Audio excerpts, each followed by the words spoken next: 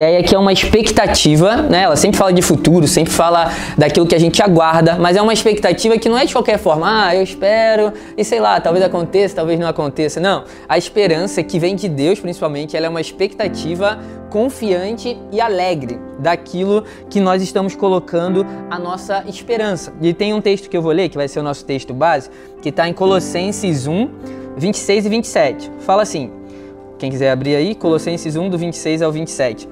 Deu certo, Paulada? A gente tá gravando porque muita gente pediu pra gravar a palavra.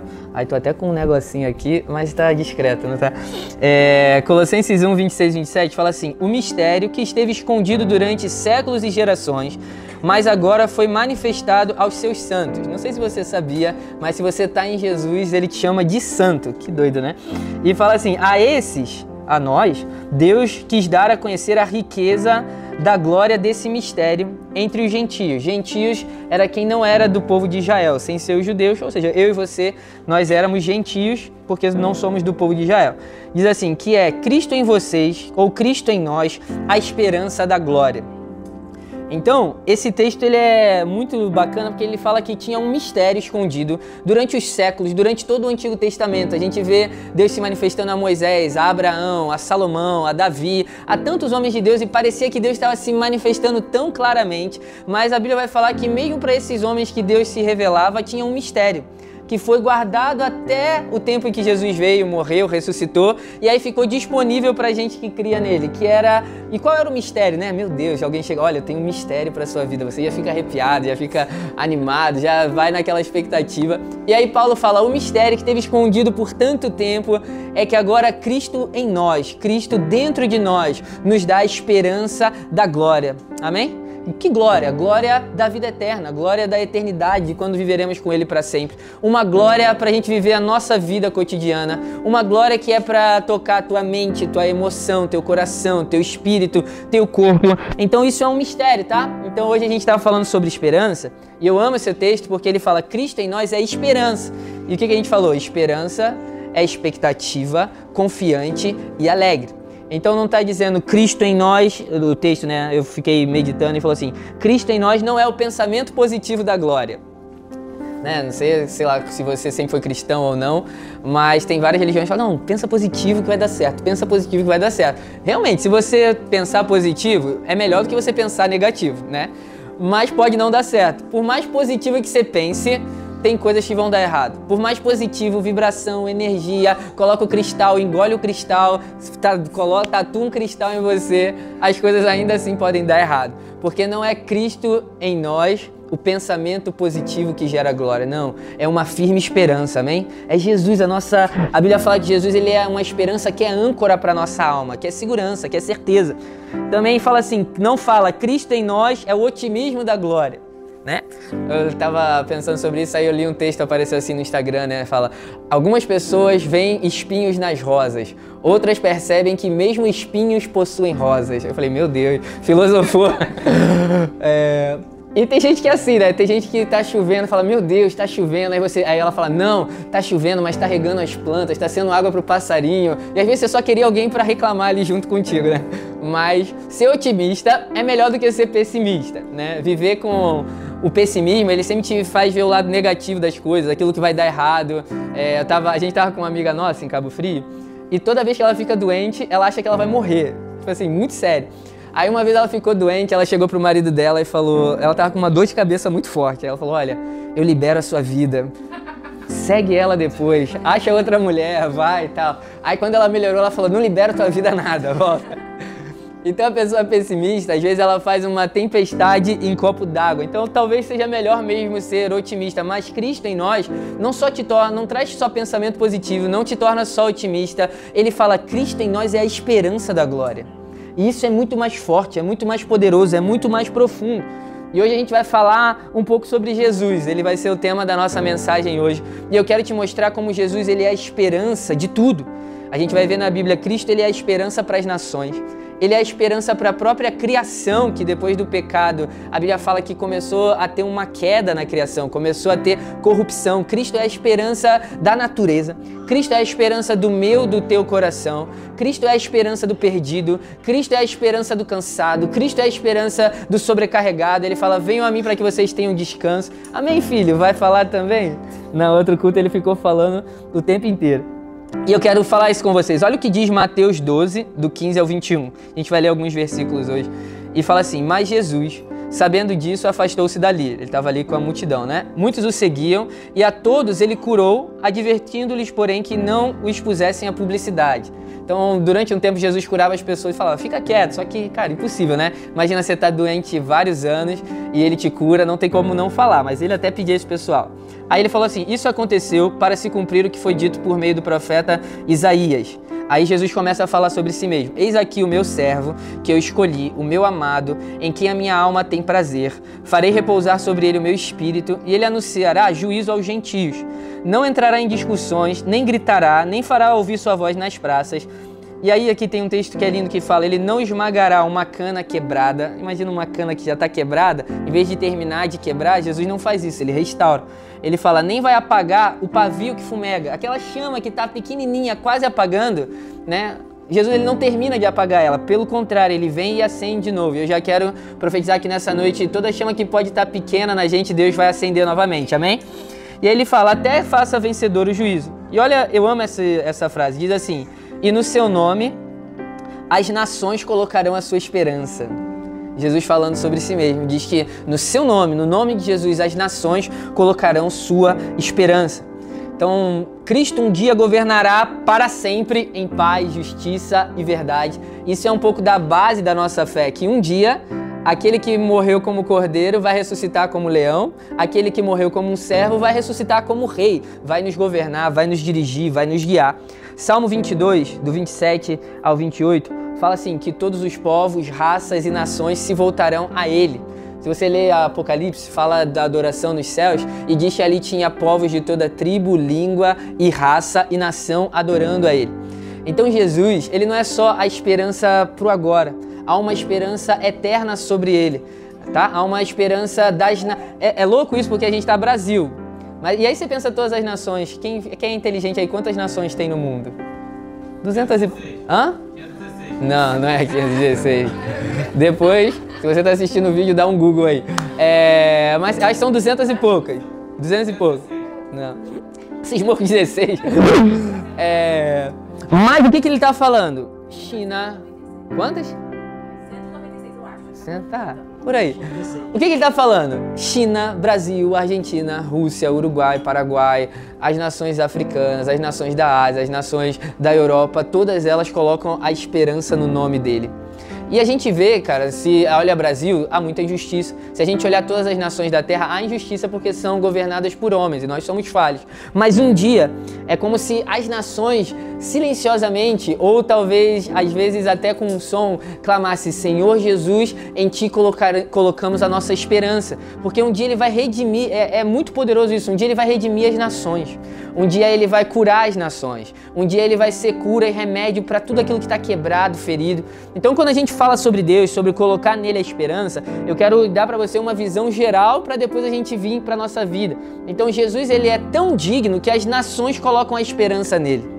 A esperança das nações não é o governante dos Estados Unidos, não é o rei da Inglaterra, não são os maiores líderes que já passaram por elas, nada disso, porque o homem é falho, cara. Sei lá, a gente pensa no quem estuda história, né, e vai vendo os grandes líderes, eles sobem, ascendem e de repente desaparecem. Mas Cristo, a Bíblia fala que ele subiu aos céus, hoje está assentado à direita de Deus e de lá ele vai reinar para todo sempre, amém? Então nele as nações colocam a sua esperança. Vou ler mais um texto. Porque, beleza, as nações, os países, as tribos colocam a esperança nele. Mas a Bíblia vai além disso. Ela fala em Romanos 8, do 18 ao 25. Fala assim: porque para mim, tenho por certo que os sofrimentos do tempo presente não podem ser comparados com a glória que há de ser revelada em nós. Tá? Então, se você está sofrendo aí, segura mais um pouco, porque Deus ele vai revelar uma glória sobre a nossa vida em algum momento. A ardente expectativa da criação, ou seja, a criação, aguarda a manifestação dos filhos de Deus, eu e você. Então é como se todo o cosmos, se toda a natureza, que toda a criação de Deus espera que os filhos de Deus apareçam cada vez mais, né? Se manifestem cada vez mais. Pois a criação está sujeita à vaidade, ou seja, ela começou a cair por causa do pecado, não por sua própria vontade, mas por causa daquele que a sujeitou, na esperança de que a própria criação será libertada do cativeiro da corrupção. Então aqui ele faz uma analogia, ele fala, olha, a natureza está tipo num cativeiro, onde ela está se corrompendo, onde ela está se estragando, se apodrecendo, mas a natureza, ela fala, ela tem a esperança de ser libertada. E só Jesus pode libertar, tanto o homem, quanto a natureza, quanto a criação, quanto qualquer coisa. Tá? E ele fala, para a liberdade da glória dos filhos de Deus. Então, a natureza, a criação, anseia experimentar a liberdade que nós, como filhos de Deus, já podemos experimentar. Porque o Evangelho de João vai falar, aquele que o Filho libertar, verdadeiramente livre essa pessoa é. Se a verdade vos libertar, vocês serão verdadeiramente livres. Então aí ele continua, porque sabemos que toda a criação geme e suporta angústias até agora. Então Paulo está falando disso, gente, criação, cosmos, universo. A gente estava falando de rave aqui antes de começar esse encontro. Então ele está expandindo o domínio de Jesus para acima de tudo. E aí ele fala, e não somente ela, mas nós também, que somos a primícia do Espírito, ou seja, os primeiros que tinham se convertido, aqui a gente está falando da igreja do primeiro século, igualmente gememos em nosso íntimo, aguardando a adoção de filhos e a redenção do nosso corpo, porque na esperança fomos salvos. A esperança em Cristo é onde nós fomos salvos. Só que aí ele fala, ora, esperança que se vê não é esperança, né? Pois quem espera o que está vendo? Mas se esperamos o que não vemos, com paciência o aguardamos. Então, gente, quando a gente está falando disso aqui agora, já expliquei, Jesus ele é a esperança das nações, mas mais do que isso, ele é a esperança da própria criação que ele fez. Para você saber, quando Deus criou a terra, lê lá em Gênesis, ela não tinha espinhos. Depois do pecado, começaram a... Talvez o meu amigo filósofo das rosas do início que eu falei, ele não ia ter essa frase bonita. Mas a terra não tinha espinhos, não tinha essa morte que veio sobre a terra depois do pecado. O pecado corrompeu tudo, não foi só o homem, mas também corrompeu a natureza, os animais, corrompeu tudo ao nosso redor, tá? Romanos 1 fala assim, olha, se alguém que está num lugar que ninguém nunca pregou sobre Deus, quando a gente olha a natureza, a gente pode ver os atributos de Deus. Então é por isso que a gente tem que, né, às vezes o cristão é meio alienado no sentido de cuidar da natureza. Não, cara, a gente tem que cuidar daquilo que Deus fez. Amém? Né, cara? A Pamela vai brigar com você se você usar 10 copinhos de plástico, usa o seu reutilizável e por aí vai. Então o que Jesus ele está ensinando, Paulo aqui está ensinando, na verdade, é que a nossa esperança, ela é em algo que a gente não vê, mas ela é mais real e mais certa do que qualquer coisa que você possa ver. Jesus falou assim quando ele encontra Tomé, olha, você está crendo porque você está vendo? Bem-aventurados aqueles que vão estar no futuro, que não me verão, mas crerão. Então, cara, você pode estar vendo essa cadeira, você pode estar vendo meu iPad, você pode estar usando roupa e sentindo ela, mas você precisa ter uma fé tão forte de crer que aquilo que você não vê é mais real até do que aquilo que os teus olhos podem ver. Amém? Porque essa é a nossa esperança. Ele fala aqui, olha, se esperamos o que não vemos, então vamos esperar com paciência aquilo que aguardamos. Aqui no início, eu até mencionei, né, ele fala, olha, os sofrimentos do tempo presente não podem se comparar com a glória que vai ser revelada em nós. E quem escreveu isso foi um cara chamado Paulo, que entendia muito de sofrer. Ele entendia de fazer sofrer, porque ele perseguia, matava cristãos. Quando mataram Estevão, que foi o primeiro mártir ali depois de Jesus, apedrejaram ele e Paulo segurou a capa da galera. Tipo, hoje, mó frio, todo mundo de casaco. Ah, me dá teu casaco pra você poder tacar uma pedra com uma aerodinâmica melhor e tal. Aí ele pegava o casaco da galera, as capas. Então ele sabia o que era fazer sofrer, mas depois que ele se converte, ele também sofre muito. Ele recebeu chibatadas, ele já saiu quase como morto de uma cidade, ele foi agredido, foi perseguido, foi preso. Então a gente estava vendo de um homem que sabia o que é sofrer. Eu acho que eu conheço, todo mundo tá aqui mais ou menos, acho que ninguém aqui sofreu que nem ele não, ele passou fome, passou um monte de coisa. Então ele sabia disso.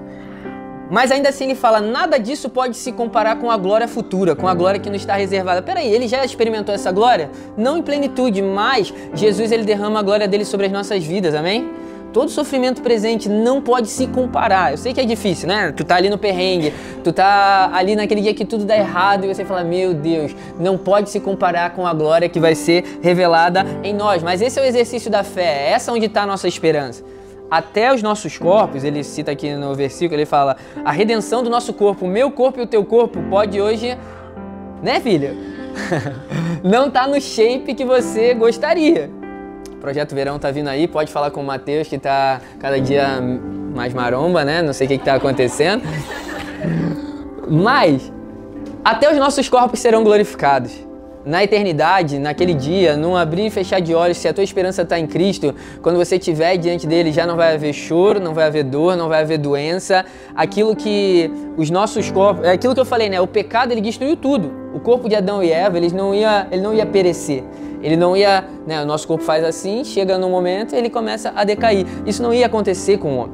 Mas, em Cristo, até os nossos corpos serão glorificados. Eu não sei como é isso, eu fico imaginando tipo um filme da Marvel, alguma coisa assim, que vai brilhar muito, vai ficar top, mas vai ficar melhor do que tá, isso eu sei. Então, a gente tá falando sobre pôr a esperança. E desde que o mundo é mundo, o homem coloca a esperança naquilo que não vale a nossa confiança. Desde que o mundo é mundo, a gente vê Adão e Eva, a gente vê depois Caim e Abel, a gente vê a galera de Noé, e vai seguindo a história até chegar os nossos dias de hoje. A nossa natureza, ela é anti-Deus. Tipo assim, a tua carne não quer que você ore, não quer que você leia a Bíblia, não quer que você oferte, seja generoso. É algo que intencionalmente você tem que matar a tua carne. E é claro, quanto mais cheio do Espírito você tá, isso vai se tornando mais natural. Mas fica, cara, um mês sem ler a Bíblia, um mês sem ir à igreja, um mês sem ter pessoas de Deus ao teu redor, para você ver como o velho homem, que a Bíblia fala, não vai começar, o infeliz vai querer começar a ressuscitar. Sendo que era para só ressuscitar Jesus, mas esse velho homem, ele quer sempre ressuscitar. Mas desde que o mundo é mundo, o homem coloca a sua força e confiança em falsas esperanças. Então eu quero falar aqui um pouquinho delas.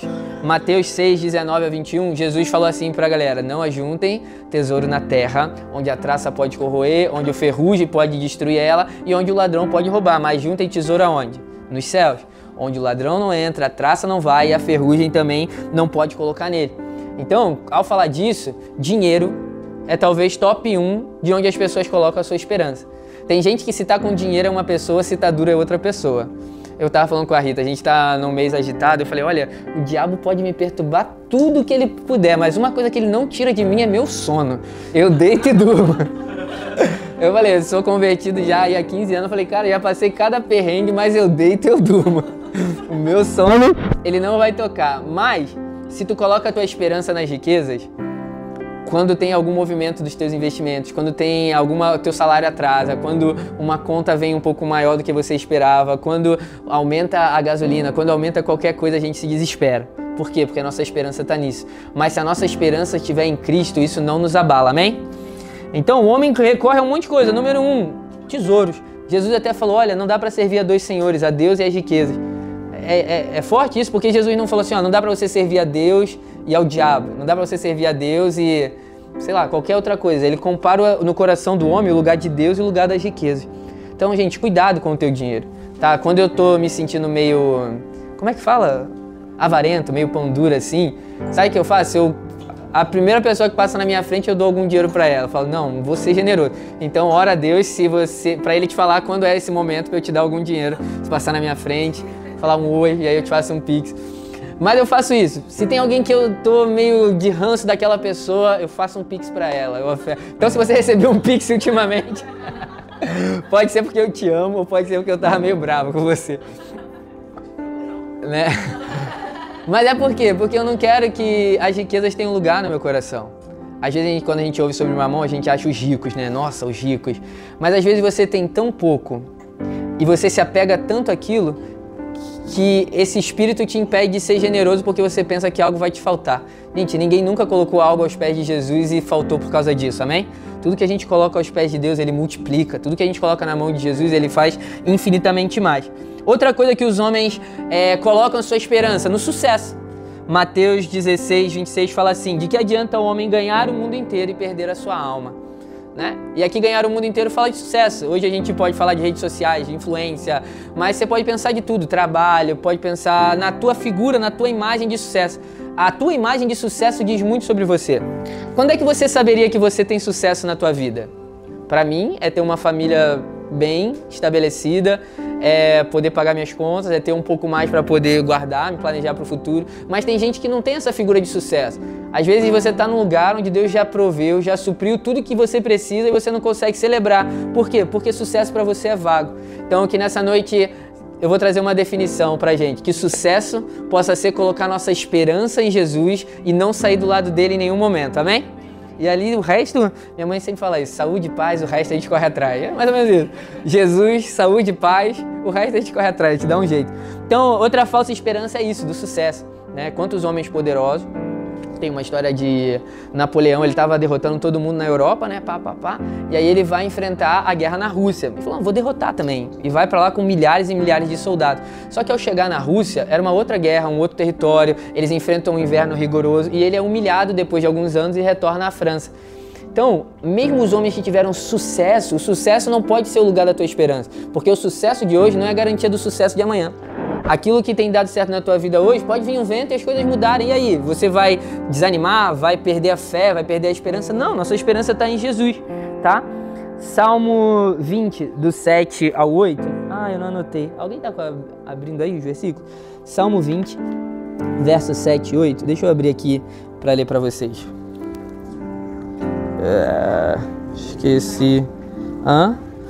Não, deixa eu ler aqui porque tá gravando. Salmo 27, 8 fala assim: uns confiam em carros de guerra e outros em seus cavalos. Nós, porém, invocaremos o nome do Senhor, o nosso Deus.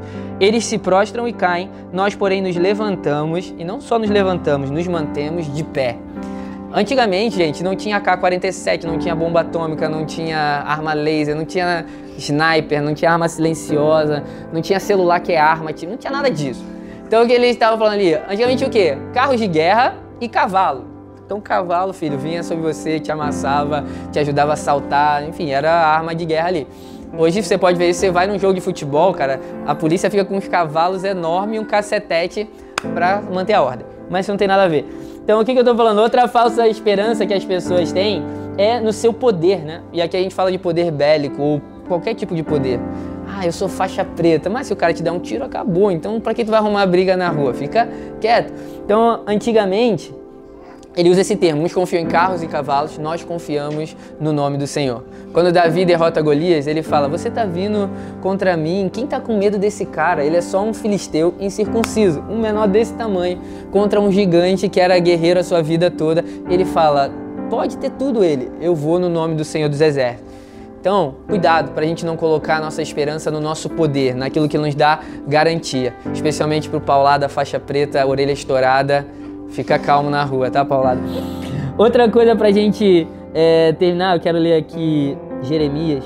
A gente está falando sobre esperança, tá, gente? Jeremias 17.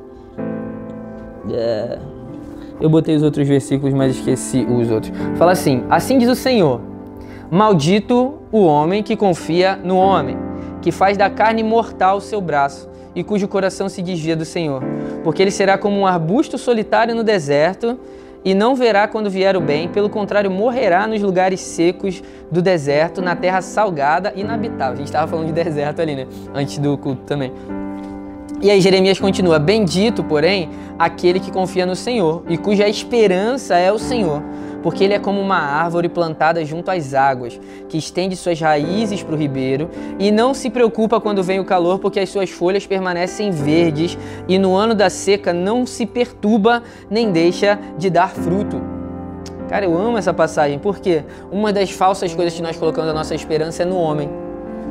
E aqui pode ter as melhores intenções da vida. Ah, não, minha esperança está na minha esposa, está no meu esposo. Minha esperança está no meu pai, na minha irmã. Minha esperança está no agiota, que é meu amigo, não vai fazer nada demais.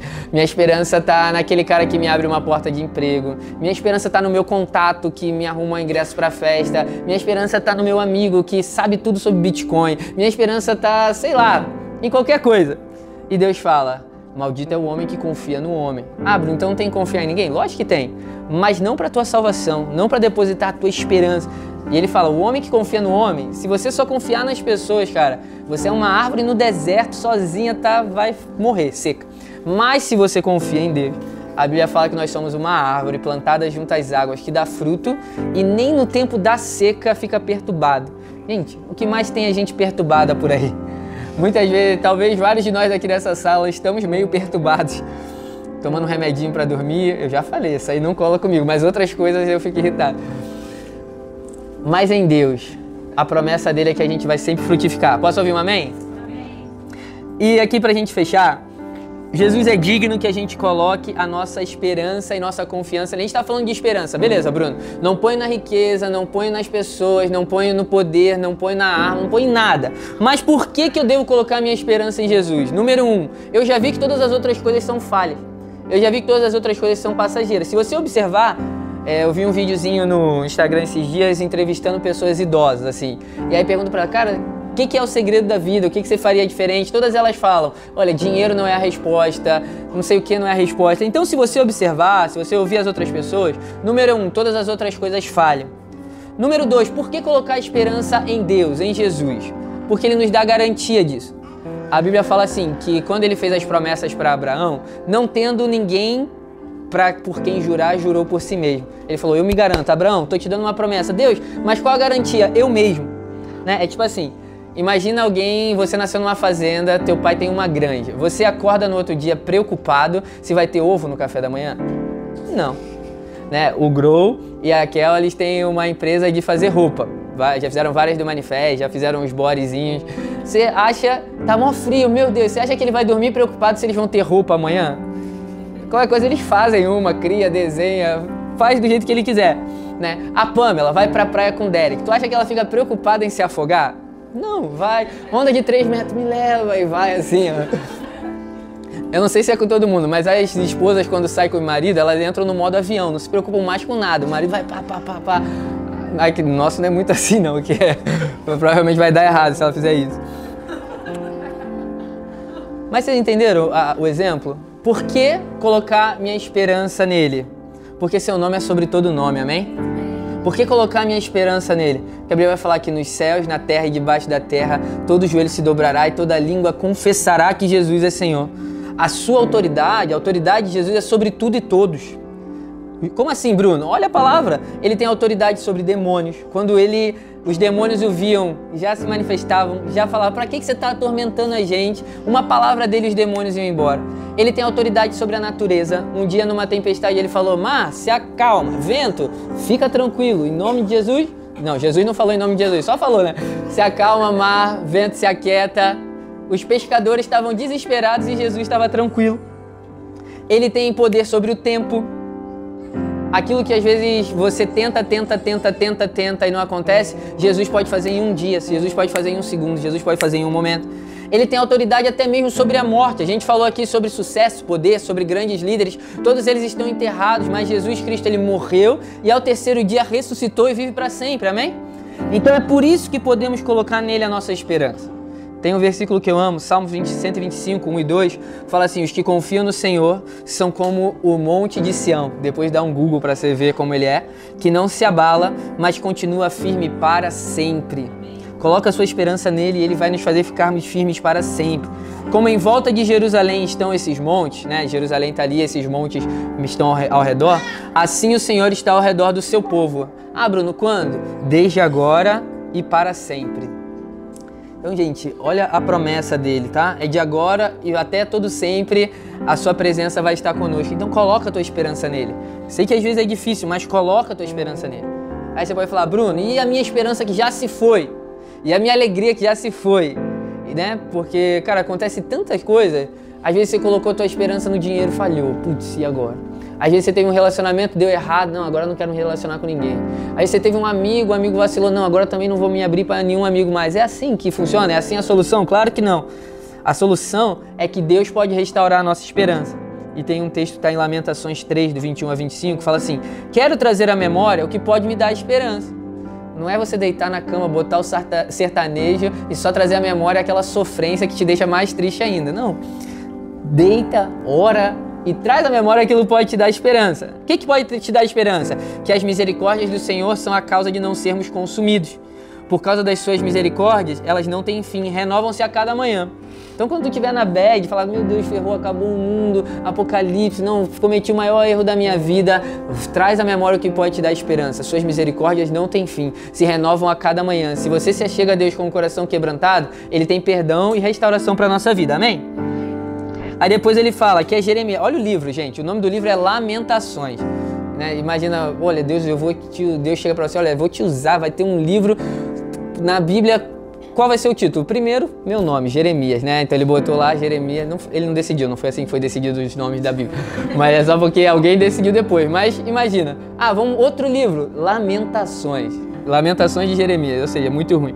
Mas aí aqui ele tava na bad, se você ler esse livro, é o maior livro de bad. Lamentação, eu tô sozinho, vão me matar, Deus, eu não queria te servir. Aí um momento ele cai em si. Às vezes a gente é assim, né? A gente fica, meu Deus, falando tanta besteira pra Deus, e Deus, o anjo falando, lá, de novo, vai, deixa ele, daqui a pouco se acalma, daqui a pouco o remédio faz efeito, daqui a pouco ele ora, daqui a pouco ele vai adorar, vai ficar mais calmo.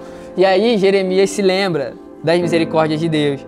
Depois ele fala, grande é a tua fidelidade, no meio do perrengue, né, aquela coisa da nossa alma agitada, ele se lembra, não, grande é a tua fidelidade. Aí ele fala, minha porção é o Senhor, diz a minha alma, portanto esperarei por ele.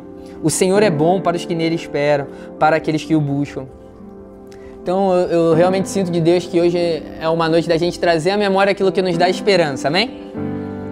Sei que quando a gente está triste, quando a gente está meio para baixo, é fácil trazer a coisa da memória e às vezes não é que você traz, o inimigo coloca na tua cabeça e traz a sua lembrança coisas que te colocam ainda mais para baixo. Por isso que trazer a memória, ele fala assim, eu quero trazer a minha memória. É algo intencional, é algo de você falar, Senhor, agora traz pelo teu Espírito a minha memória aquilo que gera esperança.